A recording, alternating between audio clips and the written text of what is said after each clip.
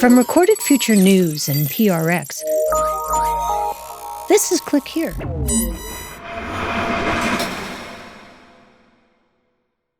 So I read somewhere that you like to meet people at Dave & Buster's. Is that really true?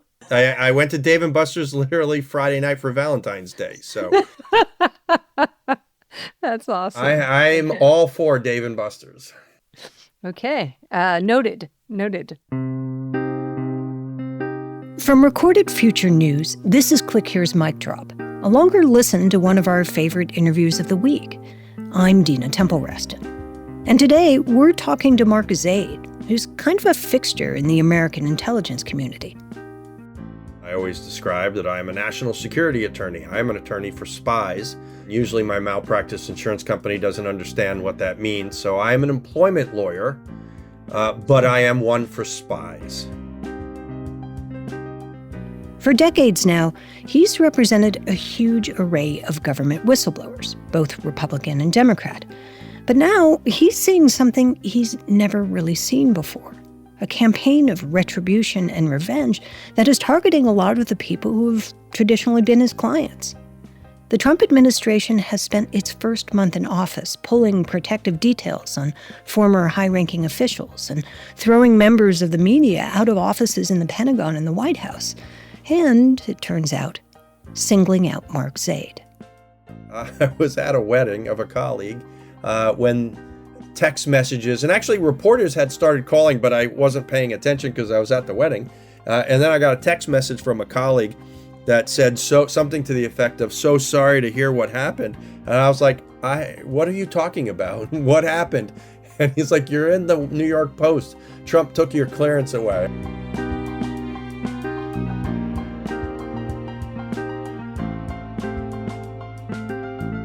Stay with us. Click Here is brought to you by Progressive Insurance. Do you ever find yourself playing the budgeting game? Well, with the Name Your Price tool from Progressive, you can find options that fit your budget and potentially lower your bills.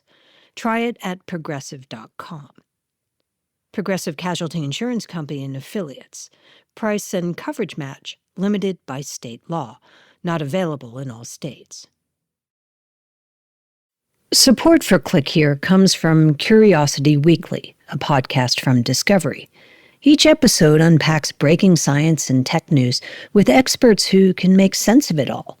Recent episodes have covered what neuroscientists have learned from TikTok, how AI manages to read hieroglyphics, and whether today's robots can actually feel pain. All things I've wondered about. On Curiosity Weekly from Discovery, make sense of some of the biggest questions and ideas shaping our world. You can listen wherever you get your podcasts. Hey, I'm Joseph Cox, the host of another podcast I think you'll like, the 404 Media podcast.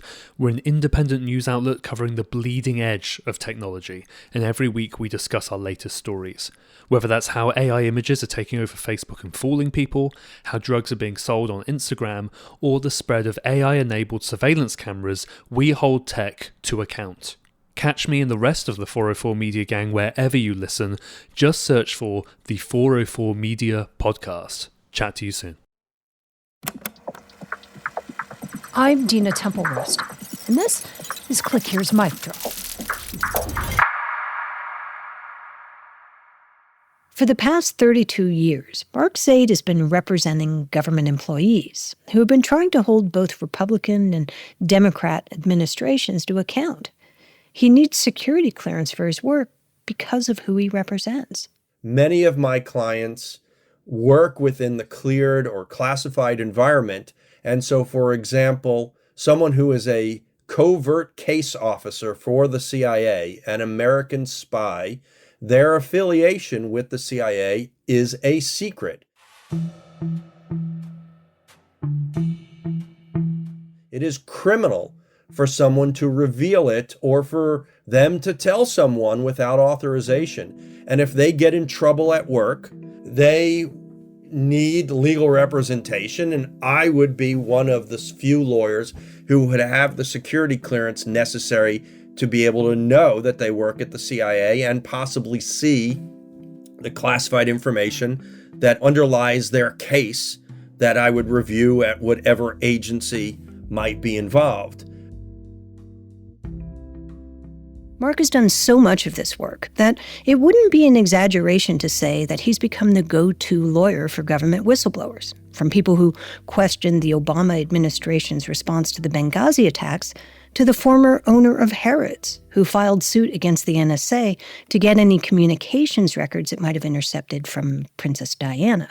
I've litigated more cases than anyone combined in history for First Amendment disputes against the U.S. government, including 2 former secretaries of defense, a national security advisor, and a lot of other people who just had great stories to tell about the work they did for the U.S. government. But the thing that's probably put Mark Zaid in Trump's crosshairs has to do with Ukraine and a phone call. He represents the first whistleblower who flagged the now infamous 2019 Trump-Zelensky call. Not the Vindman brothers, who worked at the NSC, one of whom is now a congressman, but an unnamed whistleblower whose name has not been revealed. Though Mark's not quite sure why this in particular was singled out.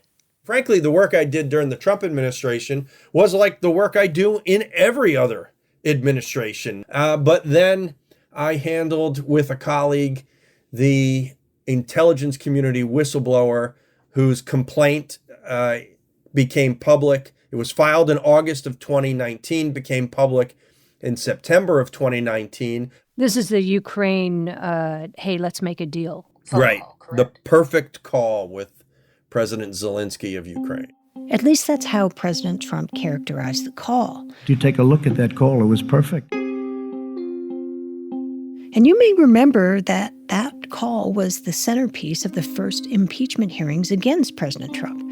So perhaps it shouldn't have come as a surprise to learn that the president who has promised revenge exacted some against Mark. When Mark heard that Trump had decided to pull his clearances, I smirked and showed my fiance, hey, look what just happened, and wrote a nice public statement while still at the wedding reception.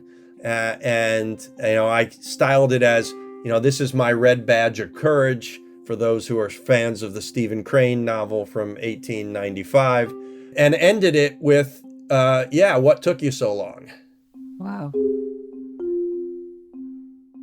Allegedly, Mark's clearances were stripped at the same time as people like New York Attorney General Letitia James and Alvin Bragg, the Manhattan District Attorney. They both brought business cases against Trump, and among other things, charged him with 34 felony counts of falsifying business records to conceal hush money payments to a porn star. Mark's transgression, according to the New York Post story, was that he was an anti-Trumper, which he says is just crazy talk. I have never been either a Democrat or Republican. As Jerry Seinfeld says, there's nothing wrong with that. I have been a registered independent my entire adult life. I have gone out of my way to represent both right-wing and left-wing causes and clients. In fact, the only job offers I've ever had in the government have been from Republicans. He says Trump said on the campaign trail that he would retaliate against those who did him wrong. And now Trump is making good on that promise. Right. So even though we were, of course, told that the weaponization of the justice system and intelligence community shall not happen again, we've seen exactly the opposite. In fact, what we have seen is the mobilization of it to an extent we have never seen before, probably for the most part in many of our lifetimes. The Trump administration in particular is really going out of their way to target anyone who it perceives to be an enemy, and at times is capturing people who frankly had nothing to do with things. I mean, kind of think they're catching dolphins in the tuna net.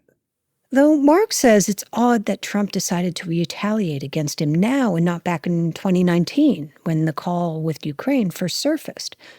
After Trump's first impeachment trial ended with the Senate voting to acquit, Mark said he not only got to keep his clearances, but then was approved for expanded access. I did have access the next year for a DHS whistleblower case, Department of Homeland Security, who was the highest ranking whistleblower likely in history, certainly in modern times, and the Trump administration increased my security clearance and access.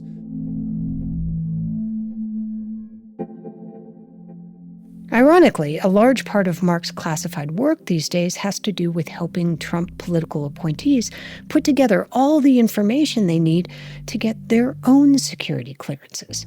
There are very senior people in this administration, Trump-wise, who I am already representing and have been for years. And you'd think the last thing Trump would want to stop Mark from doing is this other pet project of his, representing the victims of the so-called Havana syndrome. Diplomatic personnel in Cuba have been complaining about chronic dizziness and headaches from what they believe is a new weapon used against them by some adversary of the United States. Biden administration officials wave that away as a theory, but Mark says it's very real. And he's been bringing Havana syndrome whistleblowers to the Hill to meet with Republican staff as they investigate a possible Biden administration cover-up. That will now be interfered with if, in fact, my clearance has been revoked, which you would think the Trump administration would not want because I was trying to claim the Biden administration was covering up all the evidence. If, in fact, they have been revoked. Do you know for certain that your clearance is gone, or is the most you know what was said in the Post? I have received no official notification from the U.S. government with respect to my clearance. The most I know is what was said in the New York Post. Have you ever said that sentence before? I have never said that sentence before. In a normal world, we are supposed to have procedural, if not substantive, due process protections.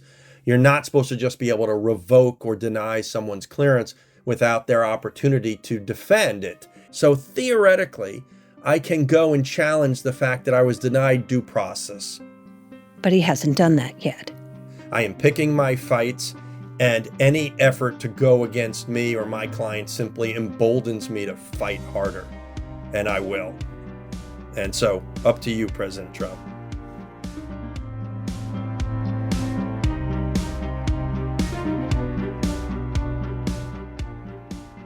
From Recorded Future News, this has been Click Here's Mic Drop. It was written and produced by Sean Powers, Megan Dietrich, Erica Gaida, and me, Dina Temple-Reston. It was edited by Karen Duffin. We'll be back on Tuesday with an all-new episode of Click Here. Have a great weekend.